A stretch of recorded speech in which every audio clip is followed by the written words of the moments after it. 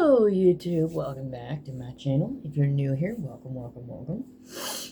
Today will be a little bit of a mixed video. We're going to be talking about two books that I read. One I read in the month of April. The other one I just finished reading not too long ago, but I did start it towards the very end of April. Yeah. Did I go based on the TBR I had planned? Not fully. But that's okay. That's perfectly fine. So I'll be going over these two books that I read. One's a physical. One was an ebook that I checked out from the library on my Kindle. And then I wanted to show you guys a certain art supply that I got my hands on recently as a Mother's Day present. And yeah, we'll go from there. So I think I want to start with a physical book first. And that book was, and this was on my TBR for the month of April. It was the only book in April that I did read that I had listed for April. But again, it's okay. Things change. And that was Sunrise on the Reaping by Suzanne Collins. Now, if you are not aware of what this book is, this is a companion novel to the Hunger Games trilogy. This companion, it tells the story of Haymitch. And there was a lot of hype about this book when it was coming out, and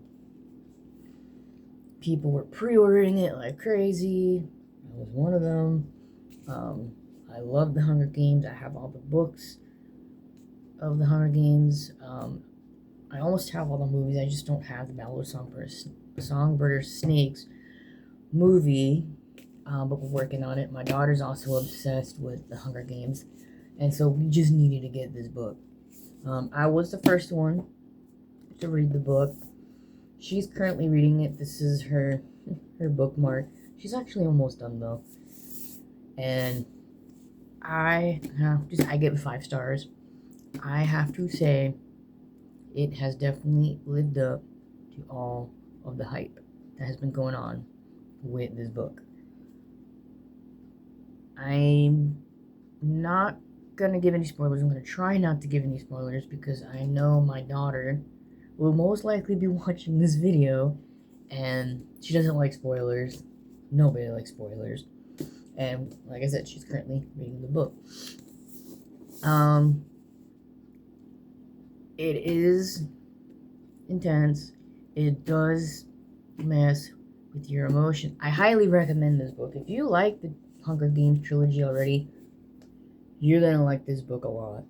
And from what I've heard, Suzanne Collins is actually working on another book, and I can't wait to get more information on that book when it comes. I will say with this book, if you're going to read this book, make sure you have a box of tissues nearby, because you're going to need it. But like I said, this is the story of Haymitch, about his time in the Hunger Games, his experience, what he's gone through, his life. And I just really enjoyed it because it helped me learn more about Haymitch and who he is as a person, and that, I like that a lot. So definitely highly recommend this book. Now, that was my physical book that I read. It was a 5-star. The other book, like I said, it was an ebook that I checked out from the library. After I finished reading it, I have already returned it. However, I do have a picture of it on my tablet through Goodreads. And this one is called In My Dreams, I Hold the Knife by Ashley Winstead. And that's the book cover. Now, this was a reread for me. I originally read this book a few years ago. I do have a physical copy of this book, just not with me where I'm currently living right now. It's still with the rest of my stuff in storage. And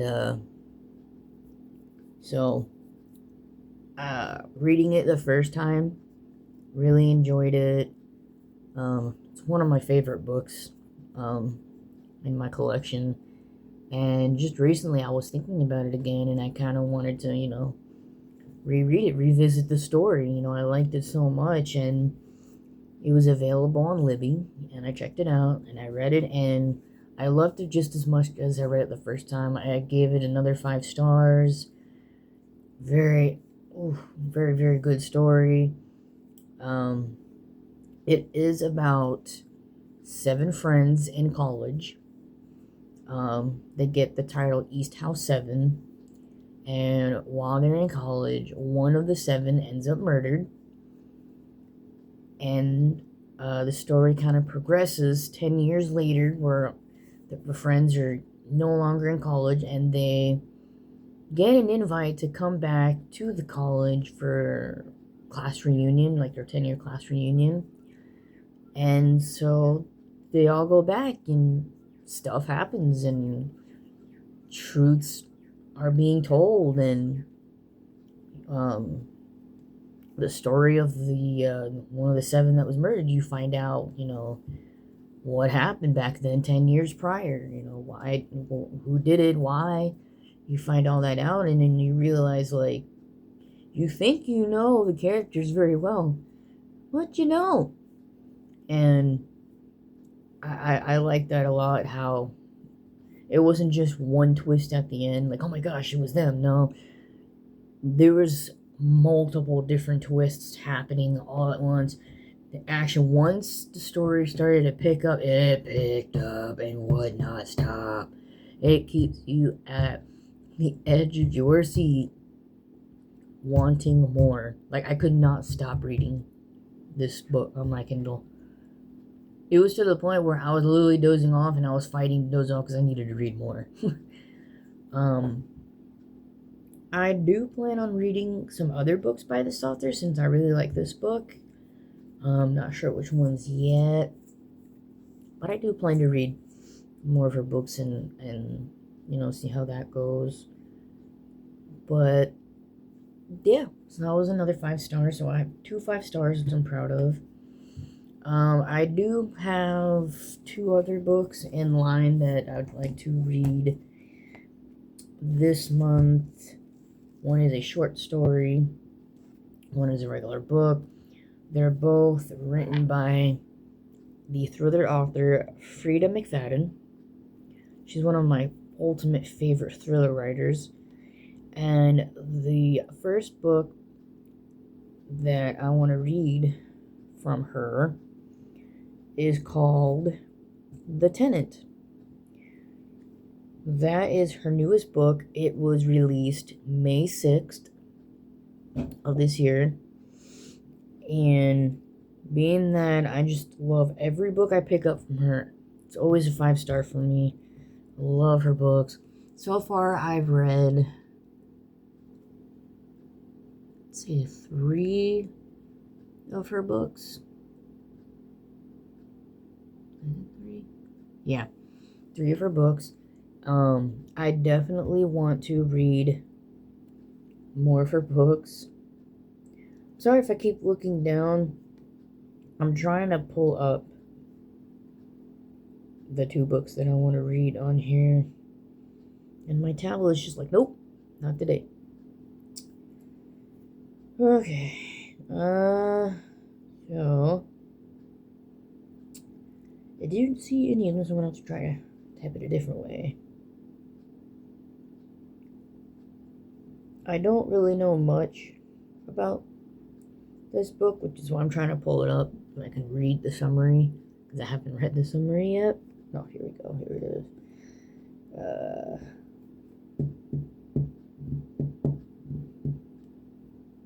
No, that is not what I clicked on. Damn it. Let's just do that then. Okay, here we go. The Tenant. Oops, too far. Too far. Oh my gosh. Okay. So I'll show you the book cover. Right there. The Tenant by Frida McFadden. Just that cover alone is amazing. I like that cover. Again, it's thriller or mystery. It says, Blake Porter is riding high, until he's not. Fired abruptly from his job as a VP of marketing and unable to make the mortgage payments on the new brownstone that he shares with his fiancée, he's desperate to make ends meet. Okay. Enter Whitney, beautiful, charming, down-to-earth, and looking for a room to rent. She's exactly what Blake's looking for. Or is she? Ooh. Because something isn't quite right. The neighbors start treating Blake differently. The smell of decay permeates his home. Whoa. No matter how hard he scrubs, the strange noises jar him awake in the middle of the night. And soon Blake fears someone knows his darkest secrets. Oh.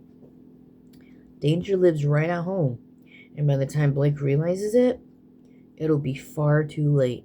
The trap is already set. Holy cow. Now I really want to read this book. So yeah, I didn't read the summary of it. Once I saw she announced that she was coming out with another book, this book, I was like, I don't care what it's about. I'm going to read it because it's from her and I love her and that's all I care. But reading that summary, oh, I definitely want to read it. Being that I live in an apartment complex, oh, that's going to be fun reading. Hopefully it doesn't make me paranoid of my neighbors, but, you know. So this is the actual book that she came out with. And then she came out with a short story that is part of a Amazon series.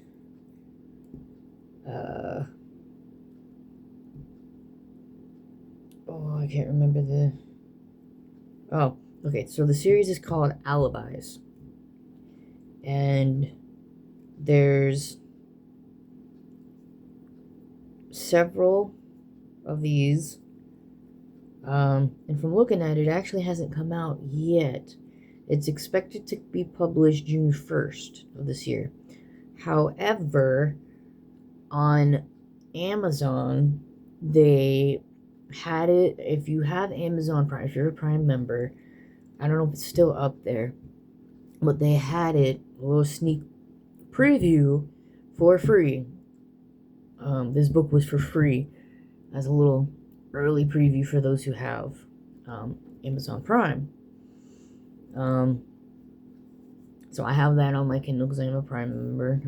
And anything Freedom McFadden, I'm going to read it. So this is Death Row. And this is supposed to be the first book of that series, but I've seen the other books in the series listed on Amazon, so I'm not sure about that. I'd have to look into it more. But the summary of this, it's a collection of short stories. So this one is, with all hope of an appeal fading away, the fate of a condemned murderess takes a shocking turn in a breathtaking short story. Talia Kemper is on death row for murdering her husband. She had an alibi and no known motive, yet Talia's unwavering protestations of innocence have always been ignored. Then one day in the visiting area, she sees a recognizable stranger she's certain is her husband. It turns out the man she's been convicted of killing may not be dead after all. But as the days tick away toward Talia's execution, what will it take for her to believe? Oh, to be believed, sorry. Well, dang, you think you killed your husband and then poof, you see him right there? Ooh, that's going to be an interesting short story. I can't wait to read this one.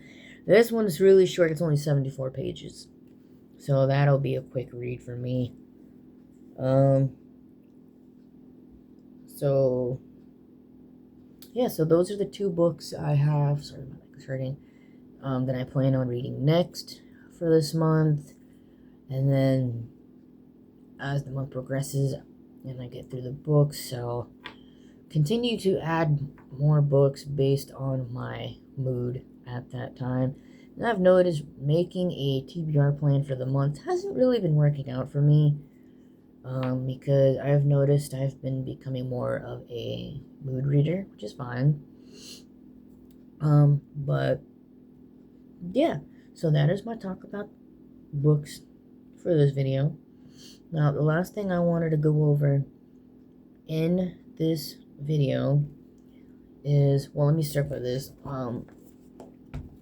In my prior videos, I started to show off a little bit of my little art supply stuff that I've been getting along the way. My washi tapes that I got recently for my new reading journal that I'm putting together. Once I finish putting it together, I'll give you guys a sneak peek of what it looks like so far. I recently purchased, well, you know what, let me go grab them. They're over here. Okay, so I showed you guys the washi tape and the stickers that I have gotten. That was really cute. That's gonna go for my journal. But I got some more supplies. Some of it is not strictly reading journal. I also like to color, and I'm learning different coloring techniques with coloring pages and whatnot. So that's a fun little thing to do on the side. But anywho, so first thing here, these are strictly reading journal. That was the purpose for me getting these, was for the reading journal. And the first thing that I got is the Moonlight set of gel pens by Jelly Roll. I am obsessed with Jelly Roll. These were my favorite gel pens in high school. I always had Jelly Roll pens. Always wanted nothing but the Jelly Roll pens. They were always my favorite. And after a while from graduating high school, I thought Jelly Roll pens had stopped being made. And then I happened to see YouTube videos of people actually using them and that they still existed. And I found them on Amazon, and I was like, oh my gosh, I have to get them. You know, this is nostalgia. These were my favorite back in the day. And so I got 3 different sets here. This is the first one. Moonlight. Look at those beautiful colors right there. Very, very pretty. So I got Moonlight. I got Metallic. You gotta have a metallic set of gel pens in your set. I can't wait to open all of these. And then the other set that I got is the bigger set of the two. It's a 12 pack. And this is the Jelly Roll Stardust. Now you may be asking, well, what's the difference between the Stardust and the metallic? Well, the difference is metallic is metallic, as you can see. But Stardust is, they're bright colors, but they're sparkly. They have glitter in them. So they're like sparkle ink. So those are the 3 sets of gel pens that I got purposely for my reading journal. Because my reading journal is going to be bright. It's going to be with floral themed is what I went with. And what better than Jelly Roll pens for that. So that's what I got for my reading journal. The next thing I got is a little bit for the reading journal, but mainly for my coloring. And this is from Amazon. I purchased it from Amazon. This is a brand called Pagather. This is the carrying case that it comes in. And this is a set of 72 acrylic paint markers. Go ahead and open it and show you guys what they look like. So you got that. And then it even opens up even more. You get this little paper here. It explains to you how to replace the nibs if you ever need to replace them. The nibs are like the tips. And then it gives you a little baggie of replaceable nibs, which is really cool. Now, as you can see, there's tons and tons of colors. I've already used these with coloring pages, and I just love these. I've wanted to get acrylic markers for a while and just never knew you know, which ones to get, which were best, which weren't. And these were actually a really good price. These were $28 for a pack of 72. That's a really good deal. Here, I'll pull out this one here. So as you can tell, they're double-ended. One end, which it shows you in the picture, is the brush tip, and the other end, is what they call a fine tip. So that is the fine tip, as you can see. And that's the brush tip. I love these markers. I'm so happy to have these markers. I don't even know how to survive so long without these markers, or acrylic paint markers in general. My daughter has her own set of acrylic paint markers that she's had for years, and I've always wondered what it was like to use, you know, acrylic paint markers, because I've never had any in my life. I didn't even know they existed until my daughter showed me her markers, and I'm like, that's a thing? She's like, yeah, it's a thing. My daughter's an artist. She draws, paints, you name it. She got it from her daddy. Shout out to you, Abby. Love you.